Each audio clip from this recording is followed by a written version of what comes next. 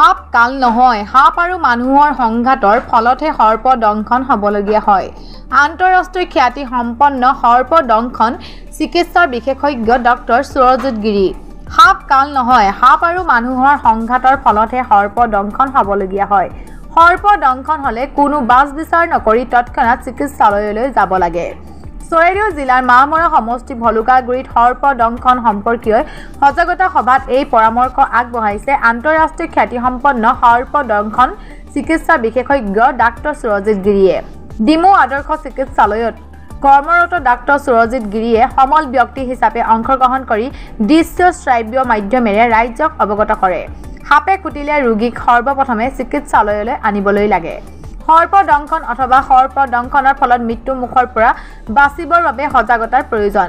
ইফালে ডিমৌ আদৰ্শ চিকিৎসালয়ত বৰ্তমানলৈকে প্ৰায় 2680 গৰাকী সৰ্পদংশন কৰাৰ ৰোগীক চিকিৎসা প্ৰদান কৰা হৈছে। ইয়াৰে ভিতৰত 2020 চনত এজনৰ মৃত্যুৰ বাহিৰে বৰ্তমানলৈকে 2021, 2022, 2023 আৰু 2024 চনত শূন্য মৃত্যুৰ হেট্ৰিক হোৱা বুলি অৱগত কৰে চিকিৎসকগৰাকীয়ে। সৰ্পদংশনৰ পিছতে আৰোগ্য লাভ কৰা ৰোগীয়ে সজাগতা সভাখনিত মত বিনিময় কৰে। উল্লেখ্য যে টিংখাঙৰ ভলুকাগুৰি, হাতীবন্ধা, কলাডুবি আৰু নাহৰণি বামবাসী ৰাইজৰ উদ্যোগত টিংখাঙৰ ভলুকাগুৰিত অনুষ্ঠিত হয় এই সজাগতা সভা। সৰ্পদংশন এটা খুবেই স্পৰ্শকাতৰ বিষয় আৰু এইটো বিষয় খুব আমাৰ আলোচনা বা সজাগতা বা গৱেষণা সাধাৰণতে নহয়।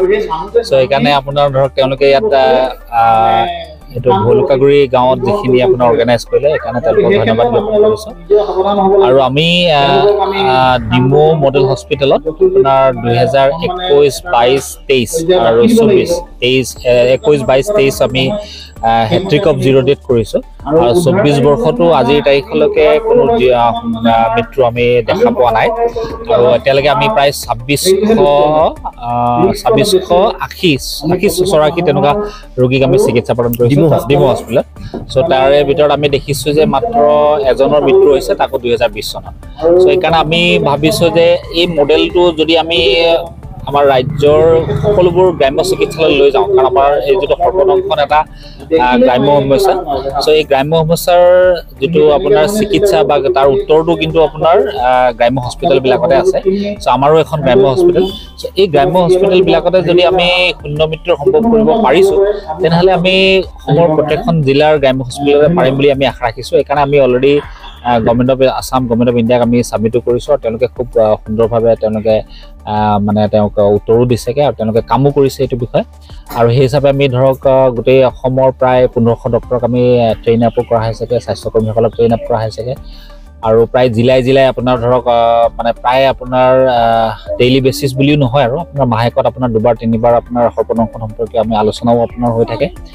ডেটবোৰ আপোনাৰ ধৰক যিখিনি হৈছে, এতিয়া ধৰক এই বছৰ আমাৰ এতিয়ালৈকে 33 ডেথ হৈ গ'ল। চ' 33 ডেথৰ ক'ত হৈছিলে, ডেথ কিয় হৈছিলে আৰু মানে আপোনাৰ কাৰণবোৰ কি আছে সেইখিনি আমি এনালাইজ কৰিছোঁগৈ।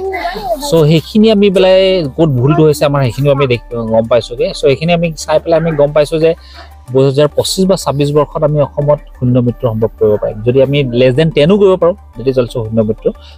সেইকাৰণে সেইটোৰ কাৰণে কিন্তু আপোনাৰ ধৰক এটাই আপোনাৰ ৰাইজক এটাই অনুৰোধ যে সৰ্পদংশন হ'লে কোনো বাছ বিচাৰ নকৰি তৎক্ষণাত আহি হস্পিটেলত ভৰ্তি হওক। 24 ঘণ্টা এডমিশ্যন থাকক, মানে পৰ্যবেক্ষণত থাকক। 24 ঘণ্টা যদি লক্ষণ থাকে তেনেহ'লে আমি স্বাস্থ্যকৰ্মীসকলে চিকিৎসা প্ৰদান কৰিব আৰু আপোনাৰ ৰোগী আৰু আমি কমিউনিটি হেল্থ চেণ্টাৰ, গ্ৰাম্য চিকিৎসালয়, মডেল হস্পিটেল, জিলা চিকিৎসালয় এইবিলাকত আপোনাৰ এণ্টিভেনম আছে আৰু সকলোকে আমি ট্ৰেইন আপ কৰা হৈছে। সাপ দেখিলে আচলতে আমি ভয় খাই যাওঁ আৰু ভয় খাই পেলাই হাই উৰুমি কৰোঁ আৰু তাক আমি মাৰিবলৈ চেষ্টা কৰোঁ। কাৰণ আমাক পৌৰাণিক কালৰ পৰাই এইটো উপস্থাপন কৰা হৈছে যে সাপ এটা কাল, সাপ দেখিলেই মাৰিব লাগে। আৰু আপোনাৰ বিভিন্ন আপোনাৰ শিক্ষিত সমাজো এনেকুৱা ধৰণৰ আছে যে আমি বুজাব গ'লেও কয় সাপ মানে কাল, মাৰিব লাগে, দেখিব লাগে, দেখিলে মাৰিব লাগে। কিন্তু একচুৱেলি তেনেকুৱা ধৰণৰ কথা নহয়। এইটো অলৰেডি আমি আমাৰ বক্তব্যত আমি ৰাখিছোঁ যে সাপ আৰু মানুহৰ এটা সংঘাত। সেই যেনেকৈ হাতী মানুহৰ সংঘাত, বাঘ মানুহৰ সংঘাত বা আপোনাৰ ধৰক কুকুৰ মানুহৰ সংঘাত, ঠিক তেনেদৰে সাপ আৰু মানুহৰ এটা সংঘাত।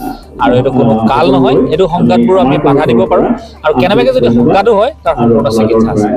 তাৰ কাৰণে এটাই অনুৰোধ, তৎক্ষণাত হস্পিটেলত আহিব লাগিব, বান্ধিব নালাগিব, দংশন অংশটো বান্ধিব নালাগিব, লৰচৰো নকৰিব যিমান পাৰি।